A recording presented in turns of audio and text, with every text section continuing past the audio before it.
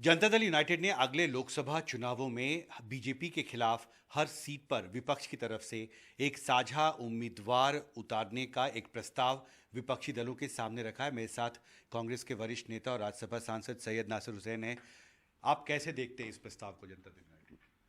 देखिए, आज preliminary meeting हुई है और पार्लियामेंट के अंदर हम लोगों ने बहुत सारे इश्यूज़ के लेके सारे पॉलिटिकल पार्टीज़, खासकर पहले 16-17 पार्टीज आते थे, अब तो 20 पार्टीज तक भी जो है इकट्ठा होकर बहुत सारे इश्यूज़ पार्लियामेंट के अंदर उठाए, जॉइंट प्रोटेस्ट किए, जॉइंट डिमांड्स किए और जॉइंटली इश्यूज़ को उठाए। ये सारा चीज़ हुआ है। आज एक प्रिलिमिनरी मीटिंग थी। इस मीटिंग में कैसा उन मुद्दों को आवाम के बीच में लेके जाएं, कैसा वो लार्जर यूनिटी जो पार्लियामेंट के अंदर बनी थी उस यूनिटी को आवाम के बीच में ले जाएं, पार्लियामेंट के बाहर ले जाएं। और 2024 तो बहुत दूर नहीं है, चुनाव तो है ही। तो जाहिर सी बात है, हम सारे राजनीतिक पार्टियां हैं, तो चुनाव के को ध्यान में रखते हुए भी बहुत सारे प्लानिंग करना पड़ता है।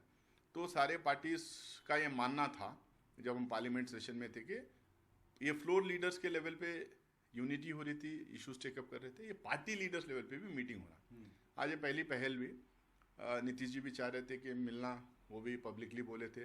तो नीतीश जी, तेजस्वी जी, जेडीयू आरजेडी, ललन सिंह जी उनके अध्यक्ष जी भी थे, हमारे अध्यक्ष जी खड़गे साहब और former chief Congress president Rahul ji भी थे। सो आपस में बैठ के बातचीत हुई, प्रिलिमिनरी बातचीत हुई।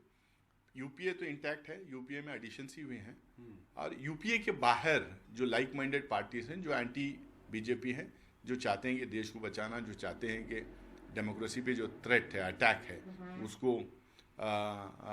उसको बचाना, कॉन्स्टिट्यूशन को बचाना, जन के मुद्दे उठाना जो चाहते हैं, उन तमाम पार्टीज को रीच आउट करने की बात हुई है। ममता बनर्जी की तरफ से ये बात पहले कही गई है, दूसरे नेताओं ने भी ये कहा है कि जिस राज्य में जो विपक्षी दल मजबूत है, बाकी विपक्षी दलों को उसके साथ रहना चाहिए, उसके लीडरशिप में चुनाव लड़ना चाहिए, जिससे कि जो एंटी बीजेपी वोट है उसका डिवीजन कम हो। आप इस सोच को कैसे देखते हैं? देखिए, फार्मूलाज कई हो सकते हैं। आज मैं टीवी डिबेट में सुन रहा था, कोई 77 का फार्मूला की बात कर रहे थे, कोई 89 की फार्मूला की बात कर रहे थे। मैं तो ये कहूँगा कि 2004 में भी फार्मूला था, 2009 में भी फार्मूला था, 2004 के फार्मूला से भी हम जीते थे, 9 के फार्मूला से भी जीते थे। 2004 और 9 के फार्मूला से जीत के सक्सेसफुली 5-5 साल सरकार भी चलाए।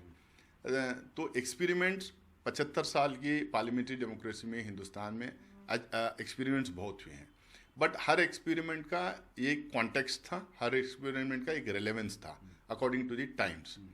आज मुद्दे क्या हैं, आज कौन सा फार्मूला का रेलेवेंस रहेगा, आज की स्थिति क्या है, आज की सियासी फिज़ा क्या है, पॉलिटिकल एटमॉस्फेयर क्या है देश में, इसको मद्देनज़र रखते हुए मुझे लगता है कि जब और भी लीडर्स मिलके जब बैठेंगे, अब 1-on-1 बात हो रही है, जब सारे लीडर्स मिलके बैठेंगे, सारे फार्मूलाज को डिस्कस किया जाएगा। और ज़रूरी नहीं एक फार्मूला पे पूरे हिंदुस्तान में लड़े, हो सकता है 2-3 फार्मूला अपना के लड़ें, हो सकता है एक फार्मूला को अपना के लड़ें।